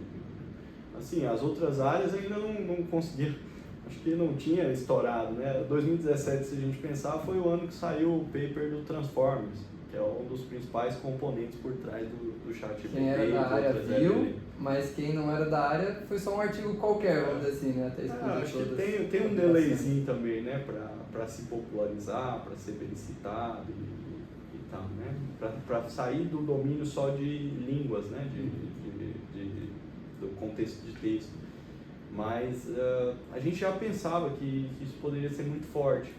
E isso se deve a várias razões. Alguém pode dizer, mas já tem bacharelado em computação, para que vão criar um curso de IA? E assim, tem inúmeras razões para isso. Assim, tentando me lembrar agora algumas, hoje eu vejo os nossos cursos muito atrasados em termos de IA. Se não sou eu ou outros professores que poderiam, né, talvez tenha até mais gente tentando ofertar disciplinas, aqui a gente tem um esquema de votação, né? Então, acho que eu estou 3 semestres aí sendo votado para dar a optativa para o BC, né? No próximo eu não concorri, vou deixar outros também oferecer. Mas assim, o que a gente vê nessas optativas, o que eu sinto é que eu estou mostrando muitas vezes conceitos que os alunos não viram em outra parte nenhuma do curso. E olha que os alunos já têm, pelo que me falaram, pelo que eu me lembro, né, inteligência computacional e inteligência artificial. Então alguém vai dizer, mas já tem 2 disciplinas de IA, para que precisa de mais disciplina? Eu vou te falar, 2 disciplinas de IA, você não vê nada. Você vê a base do básico de IA. Você aprende uma coisa, você fala, nossa, já aprendi muito em um semestre. Só que você vai ver que cada ramo do coisa que você aprendeu dá para se aprofundar mais e tem um contexto. Então, realmente é profundo. Nas últimas semanas eu ensinei Transformers, né? Dei uma aula de Transformers. Aonde na ementa do curso, que disciplina da ementa que vai abordar esse tipo de arquitetura tão disruptiva e revolucionária? Alguém vai dizer, mas não precisa ensinar. Como não precisa? Isso está em todo lugar. O aluno vai para uma entrevista, é muito provável que a empresa queira ele trabalhando em alguma arquitetura que vai melhorar os resultados da empresa. E a gente está vendo Transformers, não é só para texto, é para a área de visão computacional, é para a área de sinais, a gente tem várias abordagens. Então, assim, LLMs em geral, também, os alunos não viram LLMs, se não for uma optativa, né, a boa vontade de um professor preocupado com com essa ausência, né, de aspectos chaves aí para a carreira do aluno, ele não vai se deparar com isso.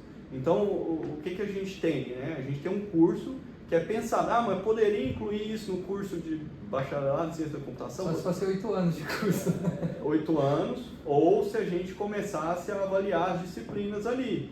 E isso vai mexer com outras áreas. É claro, as outras áreas elas querem usar IA, mas elas não querem, elas também são importantes nesse processo. Não é justo, né? Um curso de bacharelado em ciência da computação ele precisa cobrir esses aspectos de ciência da computação. Então, como a área de IA é uma área muito ampla, né? Uma área muito grande, com muito desenvolvimento técnico, a gente sente essa necessidade de ter um curso de inteligência artificial. E isso há muito tempo. Por que não aconteceu antes? Né? Por que só agora, em 2026, a gente tem um curso de IA iniciando na Universidade Federal de Uberlândia? Porque a gente não tinha oferta de vaga, a gente não tinha professor suficiente para abrir um curso. Porque assim, para abrir um curso, você pode ou renomear ou modificar a estrutura, tem várias formas. Mas abrir um curso implica em maior oferta de disciplina. Né? Então, se você não pode mudar o nome de um curso, se o departamento não é favorável, se não pode alterar, né, a ementa, também a gente precisava de um curso. Então, a criação do curso ela veio suprir isso. Né? O processo de alterar a ementa não é algo que faz regular, não é algo que faz todo ano. Né? Então, no curso de IA, a gente pode focar naquilo que é chave da tecnologia e a gente não quer o usuário, né? Para ser usuário não precisa fazer IA, a maioria da gente vê, usuários, no geral, né? Então a gente vê essa tendência, né, de que pessoas dos mais diversos cursos estão aprendendo muito, né, usando algumas bem, outras mal, né, mas estão usando essas ferramentas. Mas o ponto a gente agora tem um curso que é pensado do início ao fim em aspectos teóricos, matemáticos, em aspectos técnicos, computacionais, e aspectos gerais também de programação, de desenvolvimento, skills de computação mesmo. Então, assim, eu vejo que é um curso muito forte, para quem realmente deseja avançar nessa área, né? Então, assim, cada curso ainda tem o seu papel e isso é muito importante, todos eles são extremamente importantes, mas o curso de IA ele vai ter esse foco em IA, esse foco que a gente não conseguiria fazer simplesmente nos outros cursos, tá? Então, é muito importante, vejo muitas pessoas mal informadas, querendo debater isso, que não existe problema nenhum na criação desses cursos. Pelo contrário, existe uma demanda muito grande da sociedade, tá? Então, por que o curso foi criado agora? Porque foi ofertada vagas de professores para a criação desses tipos de cursos, tá? Então, hoje a gente tem, juntou a vontade, a fome, né? Com esses recursos aí, e a gente não perdeu a oportunidade, porque a gente acha que, todo mundo atarefadíssimo, ocupadíssimo, com 1001 projetos, e a gente se esforçou e fez o melhor que a gente pôde, porque a gente quer muito que a Universidade Federal de Uberlândia seja também protagonista, como ela já é. Eu não sei se vocês sabem, né, mas a UFO ela está envolvida, né, no início da IA no Brasil também, né, com professores que foram pioneiros no assunto, né? Por exemplo, na Facom, a primeira dissertação de mestrado em IA da UFO veio da Facom, a primeira dissertação de mestrado, inclusive, de engenharia elétrica no estado de Minas Gerais. Então, o primeiro livro de IA do Brasil foi por professores aqui da UFO, né? E amplamente usado pelas principais universidades do país. E é por isso que a gente precisa desse podcast, para a gente saber as histórias de verdade, as positividades da nossa universidade. Que alguém sabia disso. Eu ainda bem que eu estou terminando a minha faculdade, porque senão eu ia querer fazer 2 semestres num semestre, pegar tudo de IA e tudo do meu curso, porque professor, é muito interessante. O curso então vai abordar não só a criação e desenvolvimento de IA, mas também o uso com a parte de matemática, criação e desenvolvimento, mas também a utilização e especialização na IA.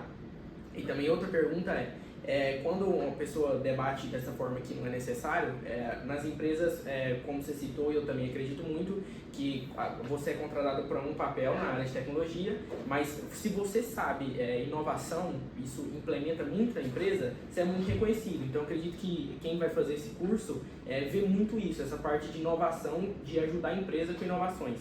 Então, eu queria que você falasse um pouquinho disso, sobre como vai abordar o curso e essa parte de inovação.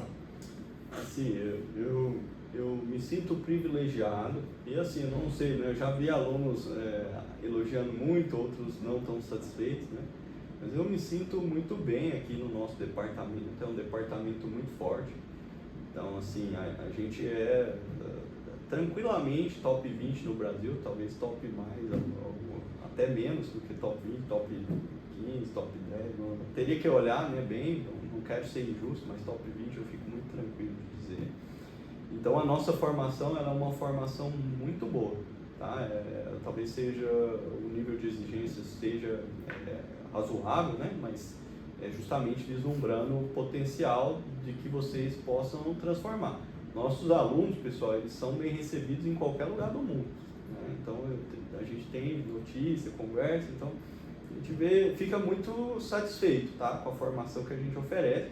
E o curso de BCC, de Bacharelado em Ciência da Computação, de Sistema de Formação, a gente tem alunos aí que, né, podem estudar mais, se esforçar e com certeza vão conseguir cargos de IA, eu não tenho dúvida disso, né? Eu acho que essa parte aí da dedicação, do suor, do esforço, ela ainda é muito necessária, ela é principal talvez. Mas o ponto é que a gente tem uma demanda e é uma demanda rápida, né? Hoje, às vezes, uma empresa ela quer um estagiário, talvez já para trabalhar em cima desses tópicos. E se chega lá na empresa para fazer algum estágio, alguma coisa, e, poxa, mas eu só vi uma MLP aqui no curso, eu tenho uma base, mas é uma base ainda pequena, né? Então talvez o aluno ele vai precisar ali conciliar toda a jornada acadêmica ainda com um aprendizado de algo que vai ser necessário para o estágio dele. Então, assim, para quem quer trabalhar com IA, é claro, vai fazer isso de bom grado, aproveitando, tirando o máximo, né? E o ponto de ter um curso de IA é justamente suprir essas lacunas que a gente tem, né, na formação dos outros cursos, que não são direcionadas para IA, mas para computação de uma forma mais geral, ou para interação de computação com as organizações, né, como o BSI. Então, eu acredito muito que essas skills, elas estão presentes nos 3 cursos, mas que para atuar na área de IA mesmo, talvez o aluno do curso de IA ele vai ter se disposto a mais conteúdo, né, de IA, e isso, claro, vai beneficiar.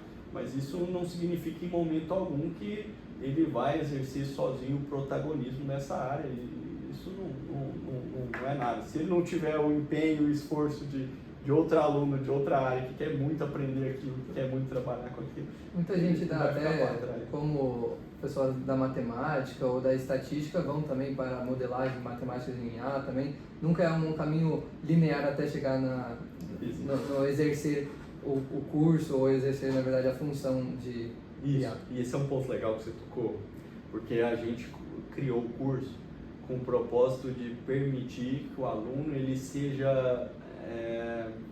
ele procure as skills que melhor cabem no perfil dele. Porque dentro da área de IA, a gente tem aquele cara que é muito especializado em desenvolvimento, que quer dominar os frameworks, a parte de linguagem e tal. A gente tem aqueles alunos que são muito matemáticos, voltados para as teorias, para modelagem. A gente já tem aqueles outros alunos que querem pegar a infra e trabalhar bem isso. Então o curso ele tem um elenco de disciplinas, que várias delas optativas, inclusive, que vão permitir diferentes especializações dentro da área de IA. Tá? Então, a gente criou pensando em todas essas perspectivas aí e essas necessidades do mercado também. Tá? E, muito importante, essas optativas, elas vão beneficiar os outros cursos também. Então, os alunos do BC vão poder fazer, os alunos do BSI vão poder fazer, os outros cursos da UFO vão poder fazer. Então, assim, é um curso que veio para somar, não veio para atrapalhar, para prejudicar, para diminuir. Acho que quando um curso desse vem para o nosso departamento, quando a gente inicia uma nova turma, ela vem para somar, para ampliar ainda mais a oferta de oportunidades para todos os envolvidos. A UFO cresce junto, né? Não tem como alguém crescer e a UFO diminuir. A UFO cresce junto. E essa é a visão que a gente precisa ter nesse processo. Perfeito. E então, começando a ver uma coisa que já também existe novamente sobre IA, fala um pouco mais sobre o AINET aí. Então, a gente queria saber sobre como funciona esse projeto. Você também dá uma conceitualizada para a gente do IANET, que é um projeto bem procurado, né, pelos alunos, e você exerce uma função muito importante lá. Explica para a gente como funciona esse projeto. O AINET é o grupo, é a sigla em inglês, né, para Artificial and Machine Intelligence Networks, né? Então, é o grupo, né, de inteligência artificial em redes. Aqui não é redes de computador, já preciso dizer, né? Acho que as redes hoje mais famosas são as neurais, tô brincando, né?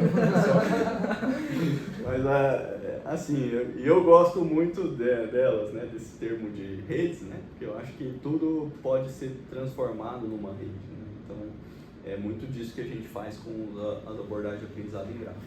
Então, a ideia do AINET é ser uma rede de pesquisadores que querem trabalhar com modelos de aprendizado em redes, né? Redes neurais, grafos e outros tipos de redes, né? Redes complexas e outras arquiteturas mais. Então, todos os nossos trabalhos eles são voltados para modelagem de problemas em redes, por exemplo, grafos e redes complexas, ou para o processamento de dados em redes. E aí a gente desenvolve novas arquiteturas de redes neurais, por exemplo. Tá? Então é um grupo grande, né? Começou, só tinha aluno da graduação, né? Eu comecei o grupo, acho que em 2017, acho que estamos quase completando 10 anos aí. Oficialmente eu registrei no DGP do CNPq em 2018.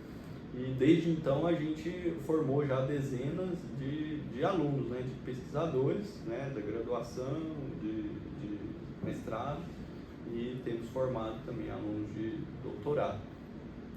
E a ideia é a gente realmente puxar a fronteira do conhecimento, né? São pessoas ali que não querem aprender algo para si, elas querem aprender algo para o mundo, para a ciência, né, de uma forma geral. Desenvolver algo que extrapole o conhecimento humano existente ali naquele assunto. Então é um compromisso grande, mas felizmente, né, eu sou muito grato a Deus pelos meus alunos, porque eles são ótimos. Né, então eu tenho tido muita sorte aí, né, com com os alunos, eles são todos esforçados, empenhados, a gente tem conseguido fazer muita coisa legal desde a fundação aí do grupo, dezenas e dezenas de artigos científicos publicados em revistas, em congressos, vários prêmios já alcançados, né, no grupo, milhões e milhões de reais em financiamento de projetos, bolsas, né, mestrado, doutorado, equipamento, viagens para participação e cada vez mais internacional, né. Antes mesmo aqui eu estava numa reunião com o pessoal da Holanda, a gente tem interação com o pessoal de diferentes países. Nossas pesquisas são cada vez mais internacionais, vamos dizer assim, né? Colaboração. O senhor foi para Roma também, junto com uma pesquisa desse, não sei se era especificamente do AENET, mas na Roma, qual que era o contexto? A gente visitou, né, Roma, lá eu visitei na Itália a Universidade de Trieste, o professor vem agora visitar a gente, né, o Silvio.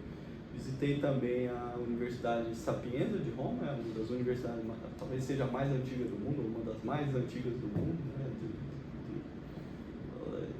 Do lado do Coliseu. Simplesmente saí do metrô, olhei pro Coliseu, dei mais uns passos e estava dentro do...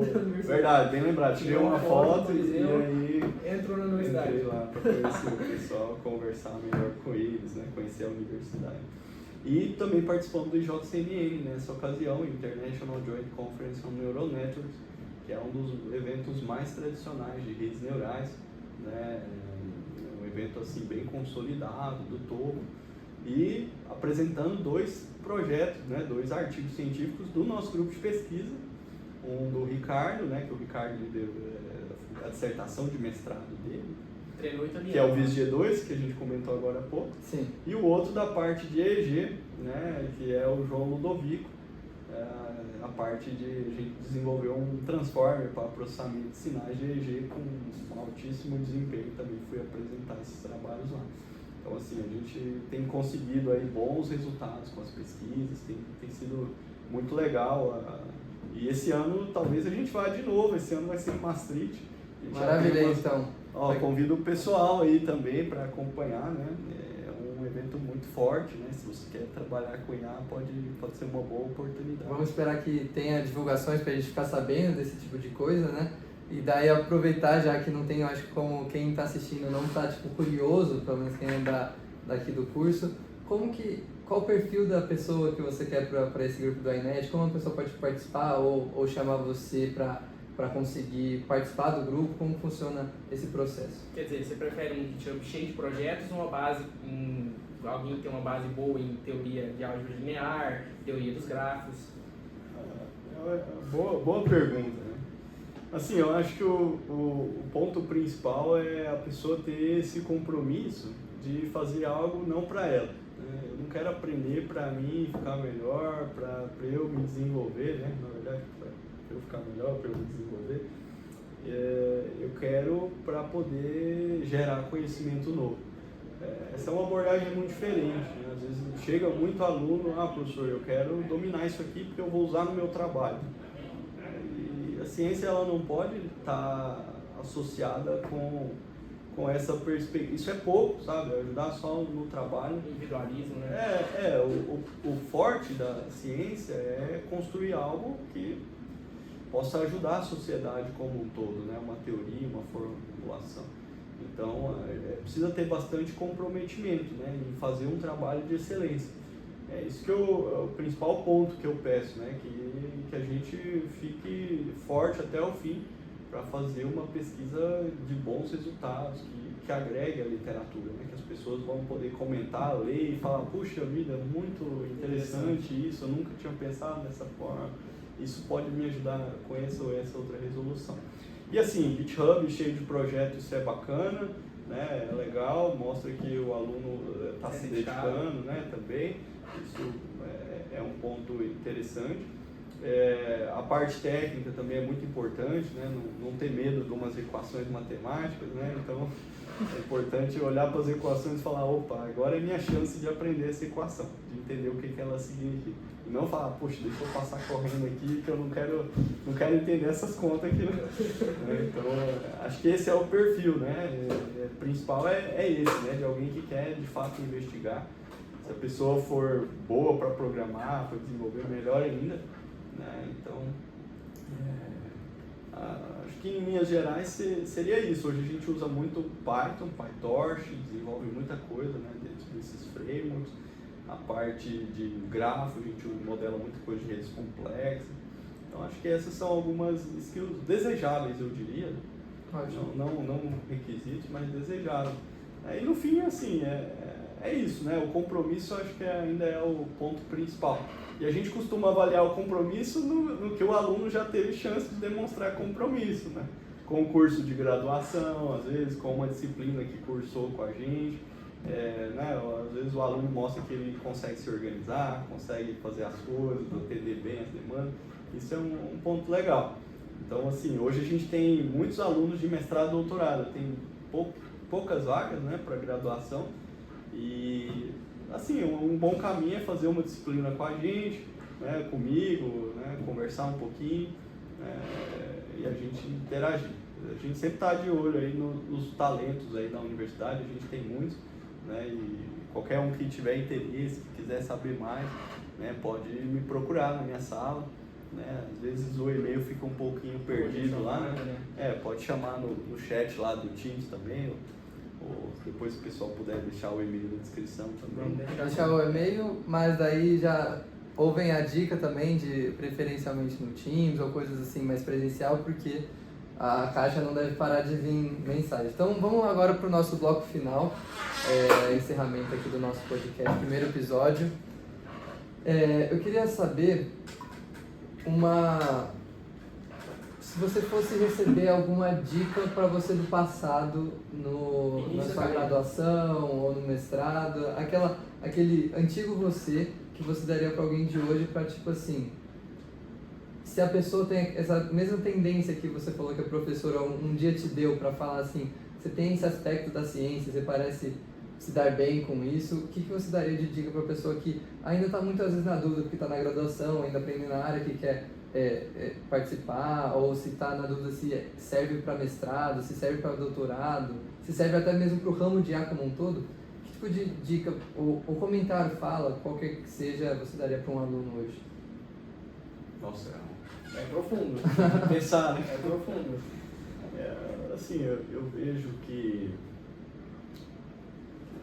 às vezes a gente acaba fazendo muita coisa, né, por às vezes dificuldade de falar não, ou às vezes por achar que aquilo tudo vai agregar, vai ser bom, vai ser experiência que num momento ou no outro você vai te ajudar de alguma forma, né? Então, eu vivenciei isso em várias etapas, né, de às vezes receber muitas demandas e, beleza, de tentar ajudar mesmo também, né, mas assim, de uns anos pra cá, eu acho que eu descobri que a gente pode e precisa, né, falar não de vez em quando, e isso não tem mal nenhum, é simplesmente a gente prezando, né, pelo nosso trabalho, por focar, né, é muito importante esse foco. E eu me sinto privilegiado por poder ter esse tipo de escolha, né, porque é uma coisa que eu até falo, né, eu vejo muita pessoa às vezes desanimada com seguir carreira acadêmica hoje. Fala, poxa, eu não quero ir para a universidade, eu vou só trampar e fim de semana eu vou passear, vou sair e pronto. Mas assim, eu vejo muito valor porque a gente não precisa ter uma carreira na universidade distante das empresas, da indústria, das tecnologias em geral, né? Pode ser bem alinhado, a gente tem vários projetos, né? Graças a Deus com a indústria, a gente entrega bastante coisa nesses projetos. E são todos projetos que a gente quer estar junto, que a gente quer participar. Então, assim, a gente pode escolher, sabe? Então, chega um projeto que talvez eu não seja o tempo, o momento, não, obrigado, pode falar com fulano de tal. E numa boa, sabe? Chega outro, nossa, eu animei, esse é muito interessante, é bem o que eu quero fazer. Então, assim, eu vejo poucos trabalhos na nossa sociedade nos dias de hoje que você tem essa decisão livre, sabe? Tranquila, serena, priorizando ali os aspectos que você julga né, mais interessantes, ou as pessoas com quem você quer trabalhar também, né? Então, eu tenho o privilégio de desenvolver projetos com pessoas que a gente fica muito próximo, a gente interage de uma riqueza, eu aprendo muito com eles aprendem muito comigo. Então, assim, eu sei que tudo faz parte de um processo de construção, né? Mas talvez não dizer, né? O mais novo dizer para agora, né? Mas o de agora talvez tenha essa perspectiva de que, olha, as coisas vão acontecendo gradualmente e tudo caminhou, né? Graças a Deus para que hoje eu tenha essa maturidade de poder escolher os projetos e poder avançar naquilo que eu julgo que tem mais interesse, que tem mais afinidade com aonde eu posso causar maior impacto, sabe? Eu e minha equipe, claro, porque ninguém faz nada sozinho. Então, acho que esse é um ponto legal. Então, o mais novo talvez diria, Murilo, vai com tudo, trabalha bastante, aproveita que você está novo, mas depois dá uma filtrada, uma focada e curte bastante o momento. Acho que seria esse o conselho que o mais novo daria para o Murilo de agora. Perfeito. E então, para finalizar a nossa... O café, qual que é o café diário? Qual que é o seu café diário? Quer dizer, o que te deixa essa chama acesa para você continuar com esse interesse grande na ciência cada dia? Nossa, outra pergunta boa. Que isso? Bom, eu diria para vocês que são os alunos, o meu grupo de pesquisa, os meus alunos, os alunos que eu tenho a oportunidade de lecionar. É muito forte, sabe? Você ter essa relação de ensinar, de estar numa sala de aula. Às vezes as pessoas, elas desvalorizam muito isso. Né? Não preciso, eu posso ver um vídeo ou coisa do tipo.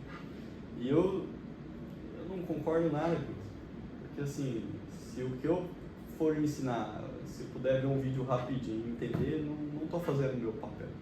Então assim, não é que eu sou exigente com os alunos, eu sou exigente comigo mesmo, né? No sentido de trazer algo de qualidade, algo que vai agregar, né? Acontecia muito no começo da minha carreira. Eu já tenho 12 anos de UFO, entrei aqui eu tinha 25 anos de idade, né? Então é muito tempo assim, né? Mas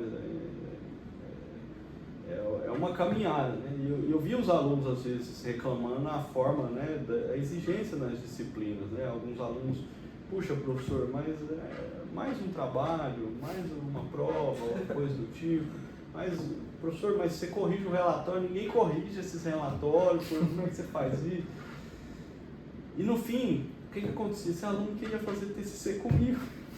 Ele queria me procurar para orientar, porque ele viu que ali a gente estava fazendo algo forte, algo que era diferente, né, do que ele via no YouTube, do que ele assistia, a gente ia a fundo naquilo, né? Então, eu acho que hoje os alunos eles têm um pouquinho de maturidade, alguns alunos, né, têm mais maturidade para entender isso, para ver que eu não estou querendo ensinar só uma coisinha para uma prova, assim, eu quero ensinar algo que talvez vai ajudar vocês na vida. Quanto mais bem sucedidos os meus alunos forem, melhor eu cumpri o meu papel, né? Mais bem eu fiz a minha tarefa, o meu dever, né? Então assim, eu estou cercado de coisas que eu gosto aqui, né? Bons alunos, bons projetos, bons colegas, né? Professores, gosto bastante, né? do nosso departamento. E Uberlândia é uma cidade que me acolheu muito bem também. Assim, se for pensar no meu café diário, vai ter muita coisa, família, né, que motiva os alunos, a pesquisa. Pouco café não funciona pro pessoa da computação, né? Tem que ser algumas várias xícaras. Café o tempo inteiro, né? Bastante, movido a café. Mas acho que é isso, pessoal. Se pensar em termos de universidade, essa relação com os alunos ela é muito rica. Eu valorizo muito ela. E alguns querem trabalhar comigo e dá certo, né, de virem trabalhar comigo, acaba criando uma relação muito forte, assim, né, talvez algo que seja de formar um pesquisador mesmo. E acho que essa parte aí me deixa muito feliz. Eu leio a dissertação, a tese dos meus alunos, eu vejo ali cada momento da nossa discussão, da nossa interação, cada ideia que eu às vezes rabisquei lá 10 vezes, uma para eles lá, cada hora de um jeitinho, com um componente novo. Fala, cara, tá aqui, ficou Fica lindo, realizado, ficou né? lindo. Acho fico que muito feliz. não tem maneira melhor de terminar esse episódio. Belas palavras. Eu novamente queria agradecer muito ao professor Murilo por ter voltado, seu primeiro com essa volta do Café com Beat aqui. Foi um episódio de excelência, com temas super importantes. E já de cara com a IA, que é o bafafá de toda sociedade hoje em dia, não para de citar a palavra, né? Então entender um professor que realmente estuda no dia a dia, há anos e anos, isso é muito valioso para a gente, nós estudantes. Também queria agradecer bastante o Lucas, que está aqui participando nessa cara a tapa que a gente está se dando aqui nesse desafio de realmente conversar com os professores, ter essa interação melhor e mais constante entre professores, como você disse, não ter esse medo, né, de achar que eles só estão lá para tal coisa ou para tal coisa. Eu acho que esse envolvimento aqui que a gente está tendo e dando volta ao projeto é muito importante, então quero agradecer e convidar vocês exatamente a falar as últimas palavras aí. Então, tem uma última pergunta, Murilo, pro outro Murilo, que é o seguinte: me fala um pouco seus planos futuros, seus projetos futuros, o pessoal acompanhar e até se integrar nele. Bacana. Bom, a gente tá atuando em várias frentes, né? Hoje a gente começou há alguns meses um projeto com a Neospace, uma coisa de pesquisa, e está trabalhando com foco na área de finanças, né? E a gente também tem trabalhado aí com projetos na área da saúde, né? Junto com o INCT Teranano, o CIFOR-EA, e voltados aí para a detecção de TEA, modelos de AutoML. Esses modelos eles têm sido desenvolvidos num projeto internacional. A gente tem ali composto pesquisadores da Holanda, Portugal, de outros países, e essa é uma característica cada vez maior dos nossos projetos também.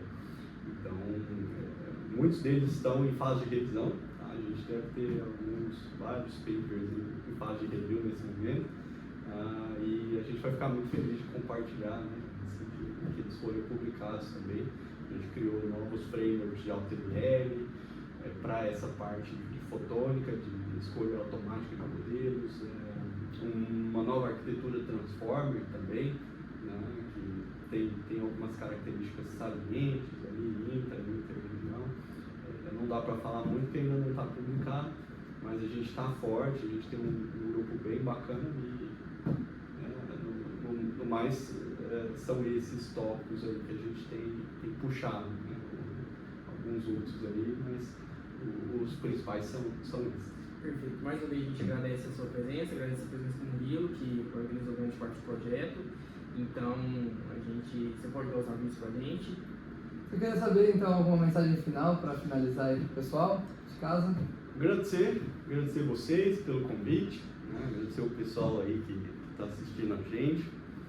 Dizer para vocês, né, valorizo muito essa nossa interação, né?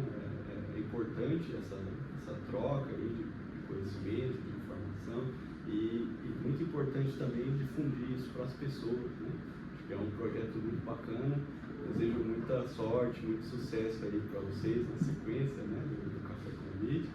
E também estou à disposição, tá, dos demais alunos da UFO, dos pesquisadores, pessoas também de fora da universidade com interesse, né, em desenvolver projetos e pesquisa de ponta.